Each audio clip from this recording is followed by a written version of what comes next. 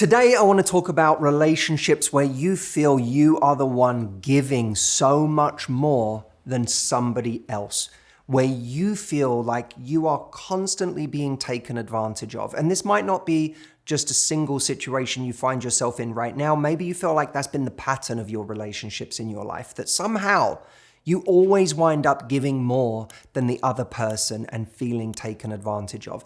That is what we are going to talk about today. Now, I want to start by helping us understand why this might be happening. What's really going on here? Let's run the scenario through. We find ourselves dating or in a relationship with someone. They are not giving as much as we are. And then we get frustrated. Maybe they start as internal complaints or hurt. Maybe we voice them to our friends or the people around us. But it becomes much harder to speak them to the person who's not giving us what we want. Why is that? Well, we're afraid that if we rock the boat, we might ruin this thing that we're really enjoying. We're afraid we might lose this person if we start asking for too much. Maybe on a deeper level, we feel we're not worthy of asking for more. But it becomes extremely difficult to have that conversation that could actually lead to us getting more. So for a lot of people, they don't have the conversation at all. And they continue to complain to their friends or to feel internally unhappy while never actually mentioning what their frustrations are.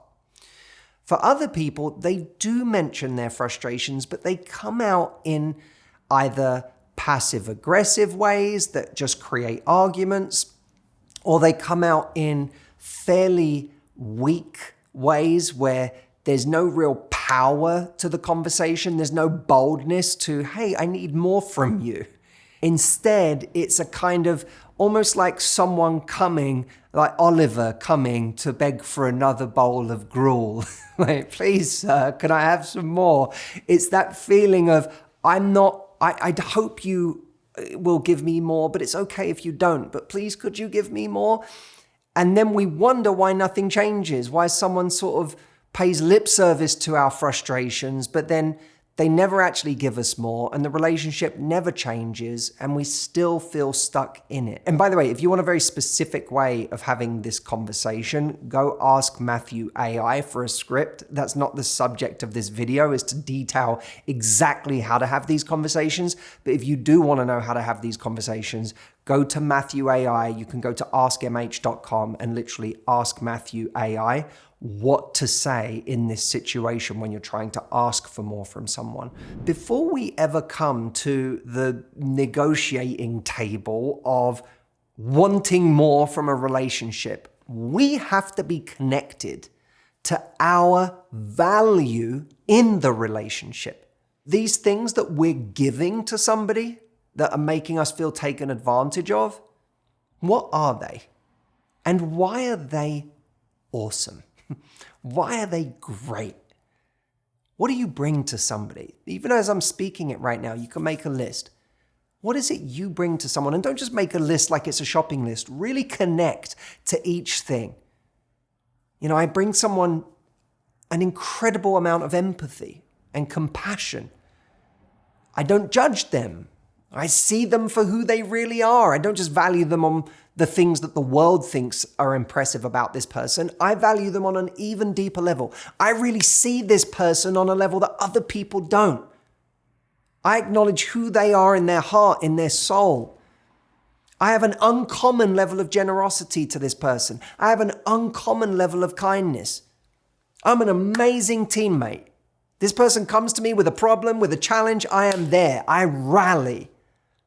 What are the things you bring to this person? Really get connected to them, because when you get connected to them, that becomes your greatest form of leverage, is that you know your value. You know how special that light that you're shining in someone's direction is. And you start to feel that, oh my God, I could be pointing this light in any direction.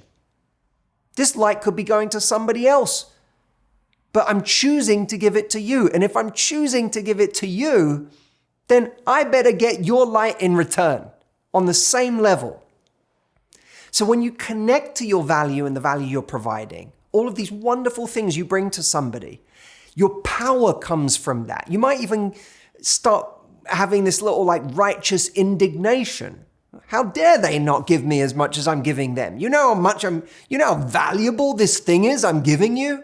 You know how valuable this love, this energy, this intimacy is that I'm giving you? That's a good place to start from, feeling that. That doesn't mean you go to them angry. It just means you go to them feeling powerful and knowing that your ultimate leverage is that you can walk away if this person can't bring it in return. And when you know the value of what you're bringing, you're much more prepared to walk away when you're not getting it in return. But, and this is a big but, the hard reality of where a lot of people stand right now, a lot of people who are watching this video right now, the hard reality of where you stand for so many of you is that there is a deeper level of insecurity that says, I don't think what I'm bringing to the table is that valuable. You know, I don't feel special.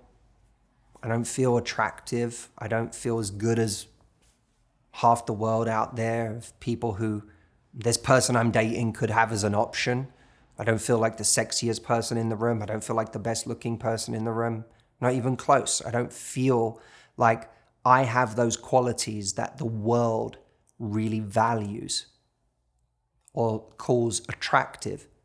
So I don't think that all these things I'm giving to someone when I'm overgiving are that valuable. I just think they're all I've got. So I just give all of this to somebody and then I ask for very little in return because I'm afraid that if I start asking for more, then they're going to wake up to the fact that I'm not special and that I'm not worth meeting those demands for. And then they're going to leave. Now, not all of this happens at a conscious level. A lot of it happens at an unconscious level. But what's interesting is that when we're coming from this place, we've made our value not all of the things that we give to someone, or not just all of the things we give to someone. We've made our value that we give so much and we ask so little. It's like you go, what's my unique value proposition? You'll get everything and I'll ask for nothing. But that is a race to the bottom when it comes to having value. And it means, this is the really sad thing, is someone actually stops putting any real value on us because our value doesn't come at a price. But how do you get out of this rut when you feel like you're not a remarkable person, when you feel like you don't have anything special to give? How do you get out of that trap? Because when you're in that place, it feels like demanding anything is a problem. You feel ashamed of having any needs. First, we have to realize that any relationship where we're not fulfilled because we're giving and giving and giving and we're not getting back is one where we're unhappy and will remain unhappy. It's also a relationship that's already broken. So don't worry, you can't break it. If you having a conversation about what you need spells the end of that relationship, you didn't break it. It was already broken. We were just hiding from the fact that it was broken. A lot of us, we choose people who don't have the bandwidth for somebody else, don't have the capacity to think about somebody else, who just want to take. And in the beginning, we're so worried about getting that person that we never make a fuss about the fact that it feels uneven. We're just like, let me just get them. I'll worry about getting my needs met later. And then we get them. But we're in an unhappy situation that's broken. But as long as we don't have any needs, we never really reveal the way that it's broken. And I know so many people watching this video will relate to this. It was when you started to actually ask for things, when you actually started to advocate for your needs, that was when the relationship fell apart. Right? If you were in a room right now, I'd have you put your hand up and tell me if you related to that. I know so many of you all over the world who are watching this will relate to that. The moment I started asking for things was the moment the relationship went to pieces. That was the moment they left. Right? That was a relationship that was already broken. But we hide from the fact that it's broken by having no needs. It doesn't mean it's not broken. Recognizing that you are unhappy now and will remain unhappy in a broken situation is a great way to get the confidence to actually go and finally ask for what you want. Regardless of whether you feel good enough to ask for it or not, it kind of becomes irrelevant, doesn't it? When you admit to yourself, I'm unhappy and I'm going to stay unhappy, you don't even need self-worth to go and advocate for your needs. Just an honest look at reality. But here's the second truth that's really important. Our value doesn't just come from what we're able to give someone. Our value comes from the value we put on that giving. Whenever we're comparing ourselves to other people and going, I don't feel as good as that person. I just don't feel like I'm not special. What do I have that somebody else doesn't? Yes, I give a lot to somebody, but anyone could do that. We're missing a fundamental point. And that is that we decide what our value is. We decide the value to place on ourselves. So many of us are looking for the world to determine how valuable we are. But according to who? Says who? We decide what our value is, and then we tell it to the rest of the world. So when you give to someone, you give, but you also say, I know the value of these things that I'm giving. And if you don't recognize the value of that, I'm going to take that value and I'm going to take it elsewhere. We put the value on it. And ironically, when we do that, the value of everything we have to give actually goes up. Because people don't value what is free nearly as much as they value things that they have to earn, things they have to invest in. And what you're saying is to continue getting my value, you actually have to invest in me. And people value what they invest in even more.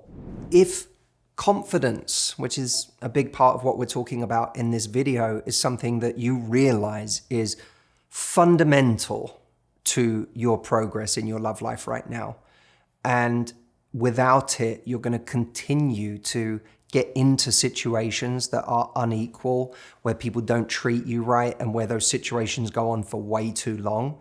Come with me right now, having watched this video, and take a 1-hour free training that I have put together for you called Dating with Results.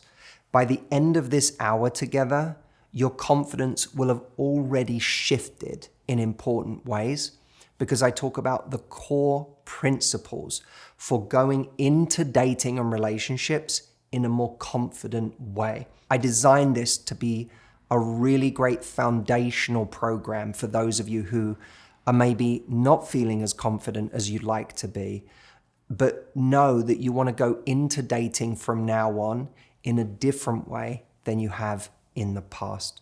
So go check it out. Datingwithresults.com is the link. It's completely free and you can watch it right now. Thank you for watching this video, and I'll see you next time.